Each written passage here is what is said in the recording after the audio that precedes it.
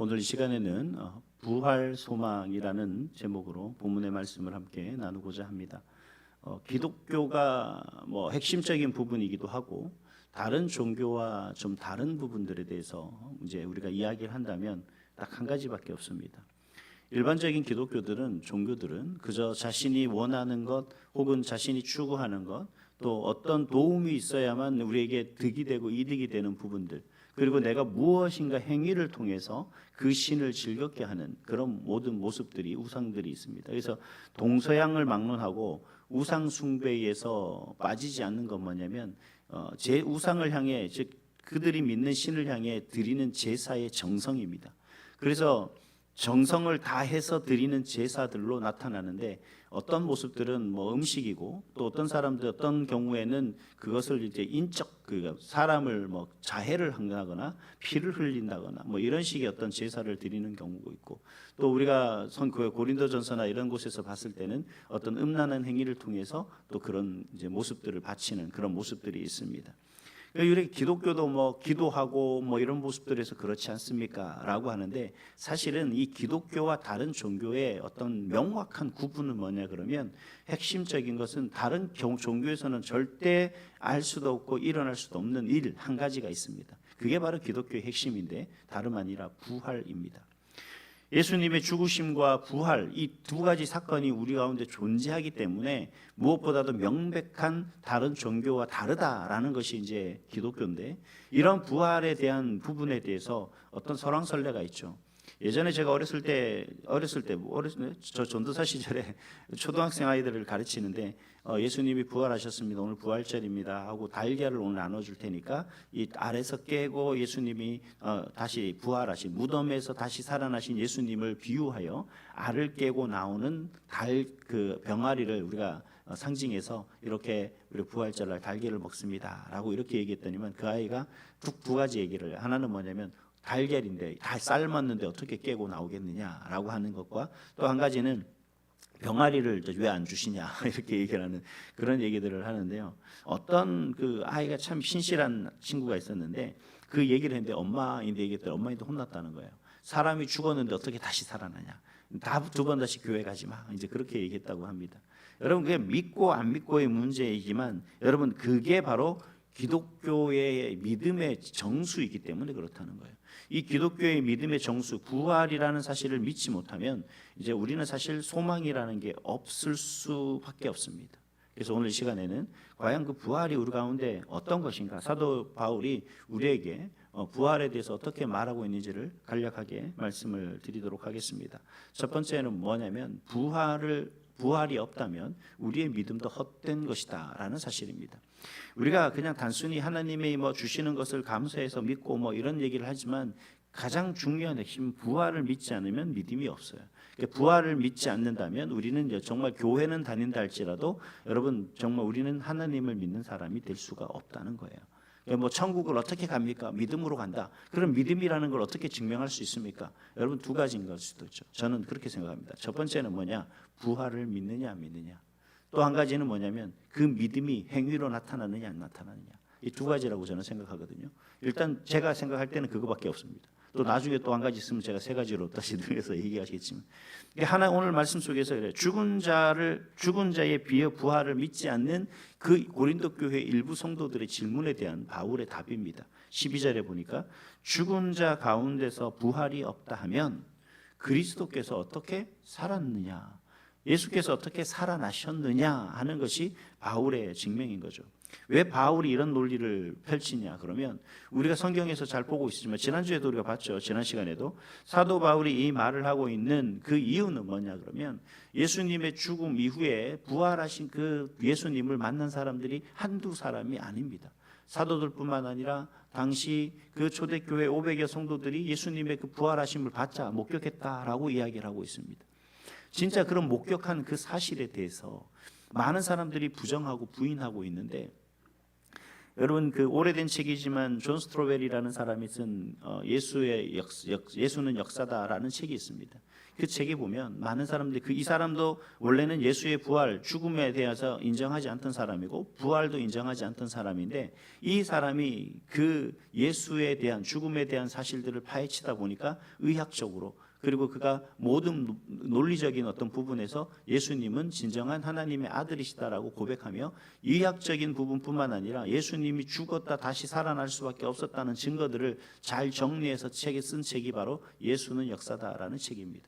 이 책 속에서 나타나는 모습들이 결국 그런 거죠. 예수님이 부활하신 사실을 우리가 믿지 않으면 진정한 하나님을 믿는 사람이 될 수 없다는 거죠. 다시 말하면 죽은 자의 부활을 믿지 못한다면 예수님의 부활도 없게 되는 거고 예수님의 부활이 없다면 우리가 지금 믿는 이 믿음 자체도 의미 없이 드리는 것, 그냥 우상 숭배의 하나의 과정이다라고 하는 그런 모습이 얘기를 하고 있는 겁니다. 그래서 14절에 그리스도께서 다시 살아나지 아니하셨으면 우리가 전파하는 것도 헛것이요 또 너희 믿음도 헛것이다라고 이야기를 하죠.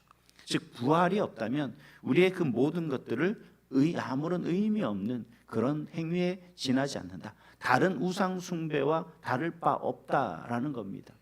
근데 저는 그런 분들을 많이 봤습니다. 제가 시골이다 보니까 정말 그 우상 숭배를 하는 사람들이 정말 그 모습을 보면 그런 얘기를 해요. 뭐 새벽에 겨울에 그 추운 겨울에도 그 찬물로 샤워를 하고 몸을 깨끗이 정결하게 하고 우상 앞에 나간다는 겁니다. 그게 여러분 가능합니까? 여러분 혹시 새벽 예배 나오시면서 그렇게 준비하고 나오시는 분들 계세요? 우리가 정말 그 시간을 들이지 않고 잠을 자지 않고 그렇게 뭐 예를 들어 5일 기도한다 그러면 5일 기도를 그렇게 한다는 겁니다. 배고프면 밥만 먹고 잠도 자지 않고 그렇게 한다는 거예요. 과연 그렇게 해서 얻어지는 게 뭘까? 여러분 우리가 예수가 없는데 우리가 예수님의 부활을 믿지 않는 삶 가운데서 그렇게 우리가 향한다면 과연 우리 가운데 소망이 뭐가 있겠습니까? 예를 들어 그렇게 했는데 우리 가운데 뭔가 우리가 바라는 대로 이루어지지 않으면 우리의 노력은 뭐가 되는 겁니까? 헛것인 거죠. 정말 소위 말해서 보장되지 않고 어떤 우리 가운데 정해지지 않은 그런 미신적인 행위들 가을이 우리 가운데 여전히 드러날 수밖에 없게 된다는 거예요. 그러나 우리가 그들과 다른 것은 뭐냐? 바로 부활이라는 겁니다. 그 부활이 있기 때문에 결코 우리의 믿음이 헛되지 않다라는 것을 명백하게 이야기하고 있는 것이고 또 한 가지는 부활이 있기에 우리는 참된 소망을 가질 수 있다라는 사실을 이야기하고 있습니다. 16절에 보니까 뭐라고 말합니까? 만일 죽은 자가 다시 살아나는 일이 없으면 그리스도도 다시 살아나실 일이 없었을 터이요 이렇게 얘기를 합니다. 그리고 29절에 그리스도 안에서 우리가 바라는 것에 다만 이 세상이 산뿐이면 모든 사람 가운데 우리가 더욱 불쌍한 자이리라 라고 이야기를 합니다. 만약 부활이 없다면 신앙생활은 손해보는 삶처럼 보인다는 거죠. 저도 그렇게 믿고 있습니다. 여러분 우리가 부활을 믿지 못한다면 우리가 새벽이건 어느 때건 모여서 예배하고 하는 그 모든 행위들이 여러분 시간 낭비다라는 거예요. 그 시간에 차라리 잠을 더 자거나 그 시간에 좀 더 가족을 위해서 뭔가를 하거나 그 시간에 좀 더 일을 열심히 하면 그럼 우리 가운데 뭔가 좀 더 행복하거나 좀 더 부유할 수 있는 또 칭찬받을 수 있는 그런 일들이 있지 않겠냐는 거죠. 우리가 죄와 싸우고 자기를 부인하고 뭔가 교회에 헌신하고 봉사하고 살아가는 그 삶의 모든 모습들이 아무 의미가 없어져 버린다는 겁니다. 그러나 예수님께서는 실제로 부활하셨고 또 그리고 그 부활이 단순히 우리 가운데 신앙으로 이 세상으로 끝나는 것이 아니라 우리 삶의 또 다른 약속, 보장된 약속으로 우리 가운데 다가오기 때문에 부활은 참된 소망을 가지게 됐다는 거죠. 그래서 여러분 우리가 이 땅에 살아가는 삶의 지금의 수준이 여러분들이 생각하고 내가 생각할 때 그 삶이 힘들고 어렵다고 한들 여러분 이 세상은 하나의 살아가는 삶은 과정입니다. 그래서 성경은 우리가 이 땅에 살아가는 것을 나그네 삶이다라고 이야기를 하는 거예요. 즉 우리가 목적지를 가기 위한 하나의 과정으로 가는 거죠.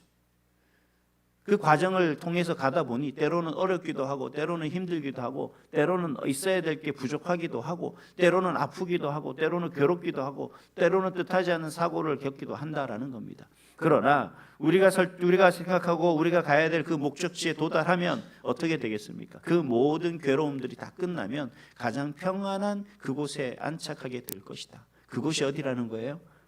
부활하신 예수님이 승천하신 그곳, 앞으로 우리가 영원토록 거할 그곳, 하나님 나라라는 겁니다. 부활은 바로 이러한 미래에 대한 소망이 우리에게 주는 그런 가치 있는 우리의 약속이다라고 말할 수가 있던 거죠. 그래서 사도 바울이 이야기를 합니다. 여러분, 만약에 우리가 죽음에 부활이 없으면 죽은 자와의 이별, 죽음의 이별이 우리 가운데 무슨 의미가 있었고, 우리가 지금 흘리는 눈물의 끝이 없을 것이며 우리의 고난의 끝도 없을 것이고 죽음도 끝이 없다. 이 세상에 우리가 뭔가 다른 것을 살기 위해서 뭔가를 아둥바둥 한다지만 다 의미 없는 일이다. 왜? 위망위탁 이 세상에 태어나서 길어야 120년도 살지 못하는 존재로 살아가는 우리에게 뭔가 우리가 특별한 게 있겠느냐. 다 죽으면 끝인데. 그러나 우리에게는 죽음이 끝이 아니라 죽음 이후에 부활이라는 놀라운 하나님의 은혜가 우리 가운데 있고, 그 은혜 끝에는 하나님 나라라고 하는 영원한 나라가 우리 가운데 보장되어 있기 때문에 부활은 우리에게 소망이 되는 겁니다. 여러분, 사실 그래서 우리는 오늘 이 밤을 이 날을 살아가면서 내일이면 뭔가 좋아지겠지가 아니라, 그래 오늘 내가 최선을 다해 살고 내일 하나님이 나를 부르시면 나는 이제 영원한 이 나그네 삶을 끝나기 때문에 우리는 행복할 수가 있게 되는 거죠. 아버지 하나님이 우리에게 약속하신 그 영원한 나라, 정말 힘들고 괴롭고 고통도 아픔도 슬픔도 없는 그 나라를 우리가 이루게 된다는 사실이 우리 가운데 뭡니까? 소망인 거예요. 그래서 여러분, 돈이 중요한 게 목적이 아니고 뭔가 내가 이 세상에 추구하는 어떤 욕망적인 것의 행복을 추구하는 것, 이게 중요한 것이 아니라 우리에게 주어진 한날 한날의 삶을 우리가 최선을 다하면서 그렇게 살아가는 삶이 가장 복된 삶이 되는 거예요. 또 그렇게 살 수 있는 이유는 뭐냐면 부활을 믿기 때문에, 오늘 죽어도 나는 부활할 수 있다는 사실 때문에, 오늘 너무나 사랑하는 사람과 헤어진다 한도 다시 부활의 때가 이르면 그를 만날 수 있기 때문에 우리는 뭐가 되는 거예요? 너무 기쁨이 되는 거죠. 그래서 세상 사람들은 기독교 장례에서 욕을 하고 뭘 저렇게 노래하고 하냐 그렇게 했지만, 그들은 부활이었기 때문에 그 만남에 대한 소망이 없는 거고, 우리는 다시 만날 날에 대한 소망이 있기 때문에 그날이 찬양과 그리고 영원한 이 땅에서의 그 수고가 끝났음을 우리가 기뻐해주고 수고했음을 우리가 박수 쳐주는 것 아니겠습니까? 우리의 모든 삶의 모습 속에서 이러한 부활의 소망을 가지고 오늘도 여러분 한날의 삶을 최선을 다하는 그런 저와 여러분이 될 수 있기를 소망합니다. 오늘도 힘들겠지만 또 정말 괴롭고 정말 때로는 뭔가 좀 누군가의 위로가 필요한 그런 날일 때 여러분 기억하시기 바랍니다. 하나님은 우리에게 그 무엇보다 더 큰 위로와 격려를 주셨어요. 부활 소망이라는 그 놀라운 삶을 우리에게 허락하셨습니다. 이제는 그 부활 신앙을 가지고 오늘도 승리하며 나아가는, 또 하나님 앞에서 최선을 다하는 저와 여러분의 복된 한날이 될 수 있기를 주님의 이름으로 축복합니다.